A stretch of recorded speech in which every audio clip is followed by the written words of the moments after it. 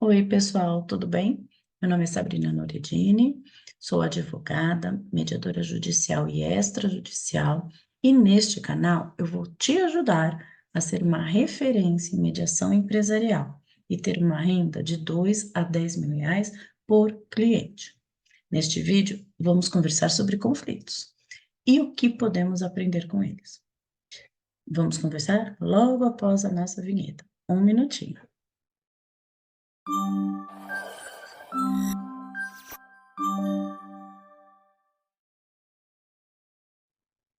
O conflito é um desacordo, que em geral as pessoas entram em conflito por divergências, por incompatibilidade de valor, por suas necessidades, opiniões, desejo de uma ou de ambas as partes.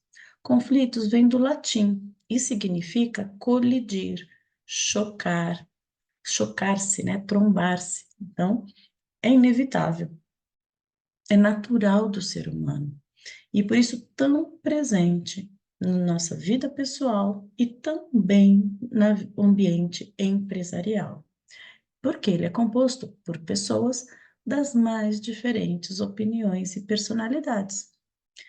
Dentro do conflito, o que nós temos? Essa questão organizacional, porque essa convivência entre um grupo de pessoas gera, invariavelmente, diferença de formas de trabalhar, né? Maneira de solucionar as tarefas do dia a dia. E isso acaba gerando determinados impasses. São os conflitos, os pequenos conflitos, inclusive, dentro dos setores das próprias empresas. E os gestores, normalmente, veem os conflitos como um sinônimo de problema. Mas será que é possível que dessas divergências tenham os benefícios para as atividades empresariais? Deixe aqui no comentário a sua opinião. Se você já conseguiu, de um conflito, ter uma transformação benéfica, né, para sua empresa, para sua família. Conta aqui para gente. Nós temos aqui alguns autores que ensinam, e por estudar tanto conflito, perceberam que os conflitos, eles precisam ser compreendidos, né? E por isso trouxeram uma classificação. Porque na medida que aprendemos a lidar com eles, nós teremos mais sucesso pessoal e profissional. Então é fundamental, atualmente, entender como que eles acabam acontecendo e qual a melhor forma de lidar.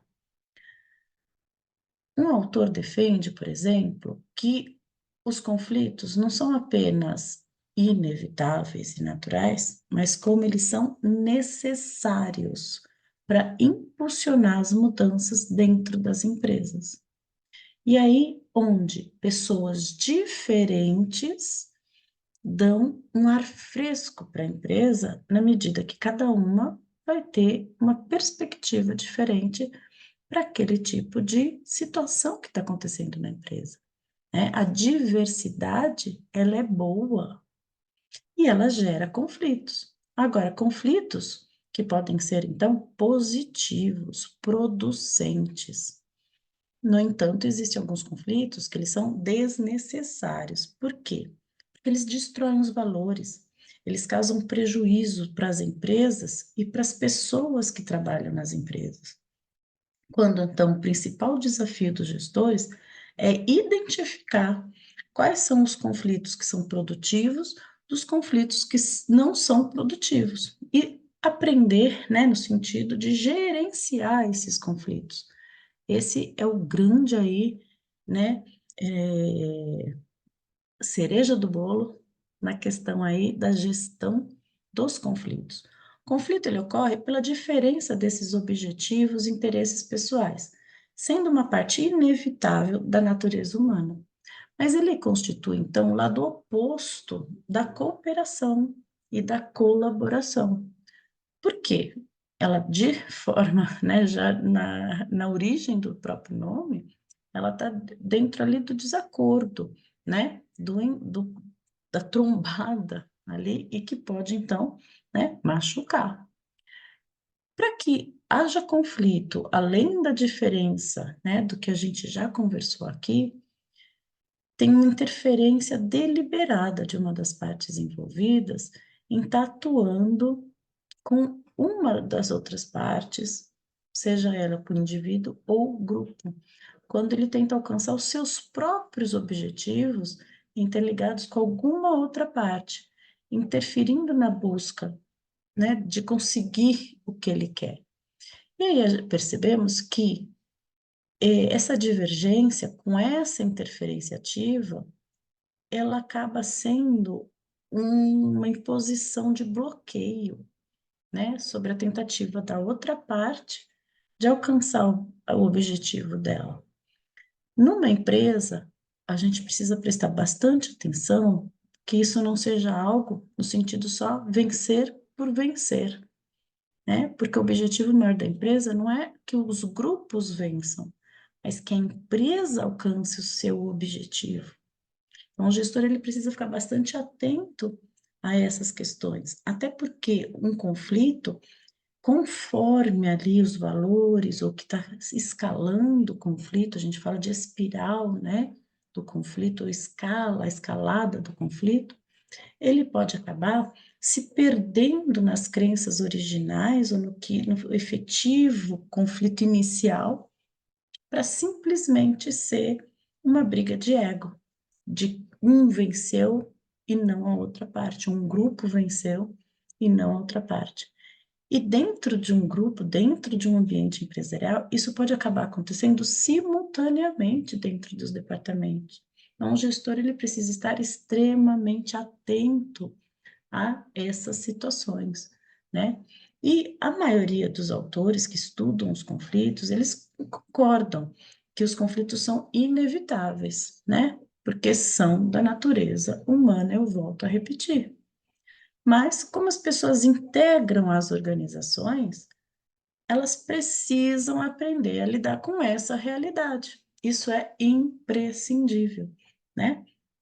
E se uma forma de interação entre os indivíduos, os grupos, as organizações e a coletividade implica em choque processo, a distribuição de bens escassos.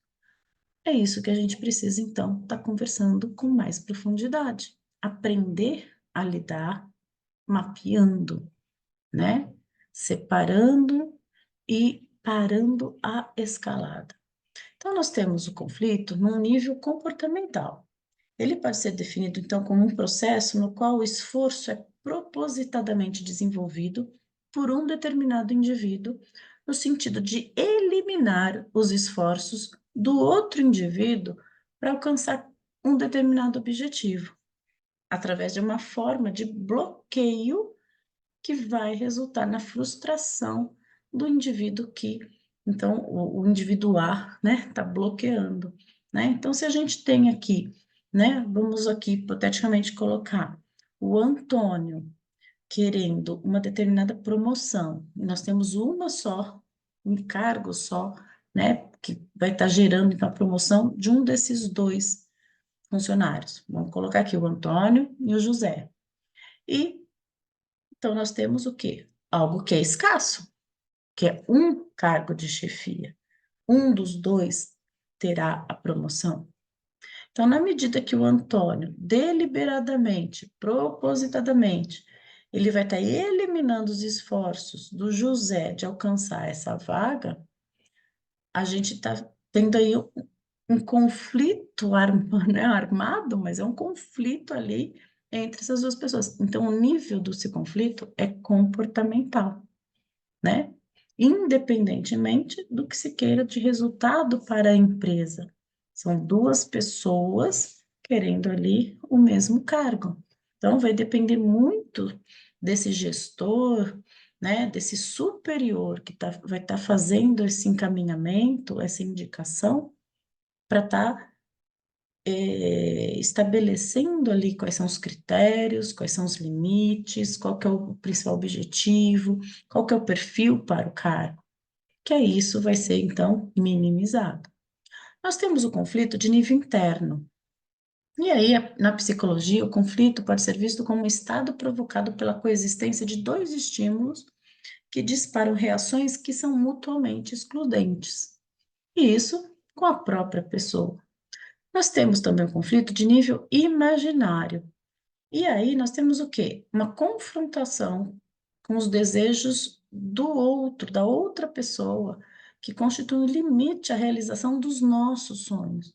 Então, quando na imaginação de uma pessoa, o que a outra está fazendo está lhe prejudicando.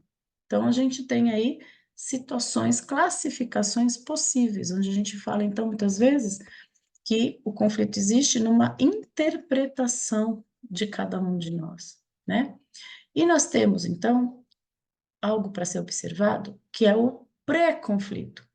Como que está essa situação antes de que o conflito esteja instalado, né? Então, nós temos muitas vezes uma situação de concorrência, onde as partes estão conscientes de incompatibilidade futura, né? De suas potenciais posições, né? A qual uma delas esteja a ocupar uma posição que já é incompatível com o desejo da outra.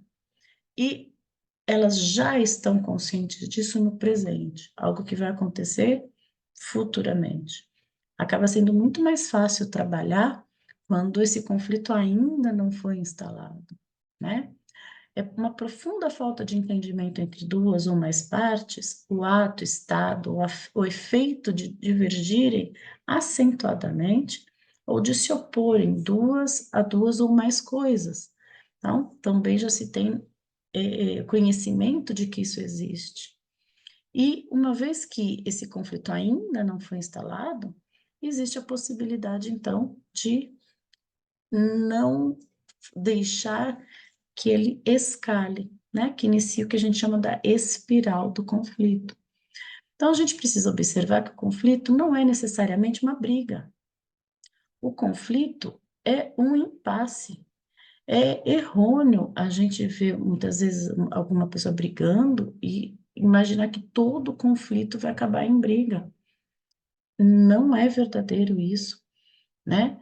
Será que existe alguém que não viva com algum conflito, que não tenha algum conflito? Escreve aí nos comentários para a gente ver se, né, como que vocês lidam aí com os conflitos. E aí, por que isso? Porque uma vez que os conflitos são inevitáveis, os conflitos eles são impasses que nós temos a cada momento da nossa vida, quais são as formas de nós lidarmos com os conflitos, né? Nós temos normalmente, né, o que se a gente acaba percebendo é que dentro de uma alguém que nos frustra, e é isso a gente pode ver com as crianças, uma criança está com um brinquedo, a outra criança quer esse brinquedo. Ela pode estar pedindo para a criança dar o brinquedo para ela. E a outra vai falar, não dou. Como fica? É um conflito, é um impasse. Quais são as possibilidades ali dentro desse mundo infantil? Que a criança que quer esse brinquedo vai simplesmente tomar da mão da outra. Quais são as possibilidades a partir daí? Para que a gente possa, então, começar a identificar melhor essa construção, né? O que é a escalada do conflito. A que teve o brinquedo tomado vai se sentir, né? Traída, frustrada e pode colocar a emoção da raiva, pode querer bater na outra criança. Percebem? Esse conflito, então, ele vai escalando. Enquanto adultos, muitas vezes os nossos sentimentos, por não terem sido bem conduzidos enquanto ali na infância, enquanto éramos crianças, a gente acaba tendo as mesmas reações. Evidentemente, né, de outras maneiras, não necessariamente na violência física, mas com a questão da raiva, com a questão da frustração e com a questão de uma maior agressividade na comunicação. Uma outra maneira que é muito comum é a fuga, né? Então, esse mecanismo da fuga é: eu não vou brigar, eu não vou entrar nessa briga, não vale a pena. Quando isso é realmente verdadeiro, ok. O problema, ele vai estar instalado quando a pessoa fala que é isso, mas fica com ressentimento. Se esse ressentimento se instala, vai acabar se criando um grande mal-estar no meio da família ou dentro do ambiente corporativo. Porque o conflito, se ele é natural, é a mesma coisa que nós estejamos com fome. Você está com fome, você precisa se alimentar. Você está com sede, você precisa se hidratar. Então, como que a gente vai lidar com o impasse, já que o impasse é assim tão natural? Temos que criar essa cultura de tratar o impasse de uma maneira natural, ter um protocolo para a solução de um conflito dentro de uma organização. Então, quando nós falamos de mediação empresarial, ela é tanto dentro dos próprios setores, como fora da empresa. Então, existem várias possibilidades.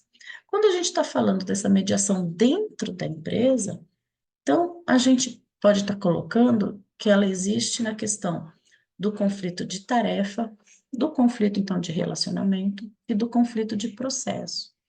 E aí, para isso, a gente está classificando, então, o conflito em exoconflito, um conflito exterior à consciência do próprio indivíduo. Quando é dentro do próprio indivíduo, a gente utiliza a terminologia de endoconflito, né? Então, quando a gente está falando desse grupo, conflito de tarefa, conteúdo ali material do que como está se fazendo um determinado procedimento para aquela empresa, né? Se é o recebimento de um protocolo, de um material, né? Descarregar um caminhão, analisar um material biológico, como que será feito isso? Como vai ser construída essa rotina de trabalho? As pessoas podem ter, então, ideias diferentes de se chegar ao resultado que a empresa espera, ao resultado que está sendo contratado. Uma outra forma de conflito, então, relacionamento, que é esse comportamento nas relações interpessoais dentro daquele grupo, daquele ambiente de trabalho. E o conflito de processo, que é a forma, então, que é feito o processo dentro aí da empresa. Conflito, então, pode ser definido como um processo, um estado em que duas ou mais pessoas divergem em razão de metas, de interesses ou objetivos individuais que são percebidos como mutuamente incompatíveis. Um processo destrutivo vai se caracterizar pelo enfraquecimento ou rompimento da relação social existente, pré-existente à disputa, né? Em razão da forma pelo qual ela é conduzida. Nos conflitos que a gente, então, entende que são processos destrutivos, há uma tendência de o conflito se expandir e se tornar-se muito mais acentuado no desenvolvimento da relação desse contexto do que está acontecendo. E como resultado, ele se torna independente da causa inicial do conflito, da forma como ele originou, assumindo feições muito competitivas, nas quais a parte busca simplesmente vencer a disputa. Decorre da percepção, muitas vezes equivocada, de que os interesses das partes não podem coexistir. Ou seja, quando as partes estão dentro, né, desse processo destrutivo que iniciou ali nessa resolução de uma disputa, concluem que essa relação não existe possibilidade e ela vai esmaecendo a relação social, né, deixando que a animosidade ela se impere, deixando totalmente ineficiente qualquer possibilidade de conversa. A parte internaliza que, se ela conversar com a outra parte, ela está sendo fraca, ela está perdendo. Quando, na verdade, o que ali está acontecendo é uma briga de ego, que não tem nem mais a ver, muitas vezes, com o próprio conflito, da forma como ele foi originado. E aí isso é muito perigoso, né? Porque quando a gente está falando de um ambiente onde existe uma família, existe uma empresa, é muito importante que se tenham meios de convivência, valores a serem preservados. Então, esse processo, quando ele passa a ser destrutivo, né, dentro, por exemplo, de uma empresa, acaba gerando o quê? Prejuízo, né? Um resultado insatisfatório, algum erro muito sério dentro da produção. E aí a gente tem, então, algumas classificações importantes para a gente tratar hoje. Então, conflito intrapessoal, que é com a mesma pessoa, um conflito interno, um conflito interpessoal, que é um conflito, então, entre várias pessoas, duas ou mais pessoas, né? O conflito intragrupal, dentro do mesmo grupo, e o conflito intergrupal, que a gente está falando, então, entre vários grupos. Outra classificação em relação aos conflitos é quanto aos resultados. Eles podem ser funcionais ou disfuncionais. Quanto ao nível de abrangência, né? Então, se ele é interpessoal, a gente está falando de uma abrangência só com a própria pessoa. Interpessoal, várias pessoas, em grupo, então você está falando de um maior número de pessoas. Quando a gente está falando da forma de manifestação desse conflito, então ele é endoconflito para dentro, exoconflito para fora, né? Quando a gente está falando ao teor do conflito, conflito então de tarefa, de relacionamento ou de processo. E quando a gente está falando em relação às relações, então, um conflito familiar, um conflito de vizinhança, um conflito empresarial, um conflito escolar, um conflito trabalhista, um conflito que mexa com os entes públicos. Então, a classificação é conforme, então, o que está acontecendo, né? E aí a gente tem o Stephen Robbins, que ele trabalha o desenvolvimento de algumas visões de conflito no século XX. A visão tradicional, que prevaleceu nas décadas de 1930 a 1940, e descreve o conflito como algo ruim e que deve ser totalmente evitado. Depois, uma visão de relações humanas, argumentando que o conflito é uma consequência natural inevitável para qualquer grupo e não sendo necessariamente algo ruim, podendo vir a ser positivo no desempenho de um grupo. E essa visão prevaleceu mais ou menos de 1940 até 1970. E aí nós temos a visão de abordagem interacionista da década de 70 até a atualidade, e que propõe não só que o conflito seja uma força positiva, como defende a tese de que um mínimo de conflito é absolutamente necessário para o desenvolvimento eficaz de um grupo, porque justamente da divergência nós temos algo diferente, uma solução inovadora, que é justamente o que se vem crescendo a ideia de trazerem pessoas, né, a inclusão de muitas pessoas diferentes, com diferentes vidas, perspectivas, opiniões, para gerar conflitos positivos, né? Então, de acordo com essa abordagem, o conflito ele traz transformação ao ser humano e à sociedade. No plano individual, ao desenvolvimento de senso crítico, né, uma melhoria da capacidade de gestão da vida, a procura de alternativas mais oportunas, criação de um sentimento de respeito para com o outro, amadurecimento pessoal, melhoria da convivência no seio ali da sociedade, que é por meio do conflito, portanto, que as mudanças acontecem. Ele previne que as coisas se mantenham como estão, pois, em geral, as pessoas envolvidas em um conflito motivam-se para a ação, para a transformação. Então, sob essa perspectiva, a violência não é um conflito, mas uma das consequências possíveis desse conflito e que podem ser evitadas, devem ser evitadas, para que se não se deixe chegar nessa escala de conflito E assim, não há que se classificar os conflitos em positivos ou negativos devido à sua associação com a violência, pois isso depende da forma como os indivíduos, por meio de ações e reações, irão lidar com as suas emoções, sejam boas ou ruins. Portanto, então, não é o conflito, mas as suas consequências que podem ser positivas ou negativas. Os efeitos negativos de um conflito, tais como estresse, ansiedade, provocam a sua estagnação, enquanto que o efeito positivo do conflito é a superação de um incômodo, criando oportunidades de aprendizado na sua administração.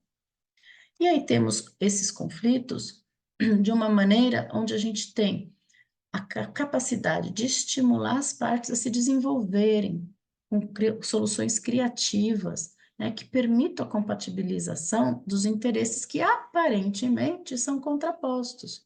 Sempre há algum ponto de convergência, pois as necessidades universais dos indivíduos são as mesmas. E quando a gente está falando no ambiente empresarial, o que deve prevalecer é o valor da empresa, a missão da empresa. Por isso, a importância de termos a missão da empresa, os valores e a visão empresarial. Outra forma positiva e construtiva de estar tratando os conflitos é a capacidade das partes ou do próprio mediador motivar todos os envolvidos para que prospectivamente se resolvam as questões sem atribuição de culpa. Não existe culpa, existem responsáveis, causa e efeito. E pelo desenvolvimento de condições que permitam a reformulação das questões diante de determinados impasses. E também pela disposição das partes e do condutor do processo, nesse caso o mediador, a abordar, além das questões que estão ali sendo discutidas, todas e quaisquer outras questões que estejam influenciando nessa relação das partes.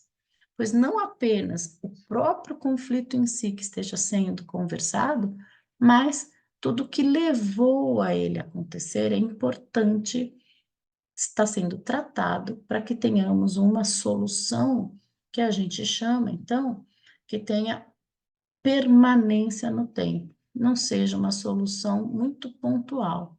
Se as partes desejam a manutenção daquela relação comercial, daquela relação pessoal, essa solução precisa atender da melhor forma os interesses das duas partes. Elas precisam entender o que está acontecendo para que a outra parte tenha tomado aquela decisão ou tenha entendido daquela maneira. Ou seja, quando estamos em processos construtivos de conflito, né, nessa resolução das disputas, concluem que tal relação que esteja ali no processo tem um fortalecimento dessa relação social que era pré-existente à disputa. Então, é um conhecimento mútuo e com empatia que vai estar, então, criando uma nova solução. E como eu tinha comentado que existe o mecanismo de fuga, o que é esse mecanismo? É uma resposta, até que libera bastante adrenalina, né? Causadora até de reações que a gente vai vendo na pessoa, no sentido de ela estar querendo fingir que esse conflito não existe, ou não entender a real, né, oportunidade que está se abrindo para ela de expor a sua opinião, de transformar, né, em algo positivo. Então, esse mecanismo de fuga, ele acaba sendo desencadeado ante a ausência da percepção. A pessoa entende aquilo como uma ameaça e que acaba aí sendo um fator em que ela desiste de expressar a sua opinião. Ela desiste de colocar o que seria importante para ela. Então, na ausência desse impasse. Então, num primeiro momento ela queria e depois ela simplesmente desiste. O que que nós temos? Não é uma solução a longo prazo. Naquele momento, pode-se até ter a falsa, né, percepção de que uma das partes ganhou aquele embate, mas dali a algum tempo, a parte que simplesmente fugiu, a parte que então, né, saiu dessa disputa, vai voltar, né, com um outro fator, com uma outra situação, e isso vai acabar se repetindo até que as partes encontrem, então, esse equilíbrio, né, ou vai acabar tendo uma ruptura, né, definitiva desse relacionamento, dessa parceria comercial. Eu falei aqui algumas vezes da espiral de conflito, né, o que a gente fala escala de conflito. Então, no estudo sobre o conflito, se percebe que existe um círculo vicioso de ação e reação. Cada reação torna-se mais severa ou agressiva do que a reação que a precedeu e cria uma nova questão, um novo ponto de disputa.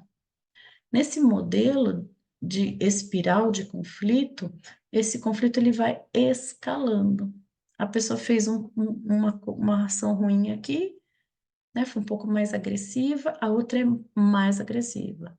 Essa reação gera na outra pessoa mais agressividade e isso vai escalando. E a agressividade pode ser a desconsideração da outra pessoa, chamando a outra pessoa de mentirosa, por exemplo, né? A outra pessoa se sentindo na reação vai buscar um outro adjetivo, né, que vai responder à altura. E isso, então, vai se tornando o que a gente fala, então, dessa escalada de conflito, onde essas causas originárias progressivamente vão se tornando secundárias, né?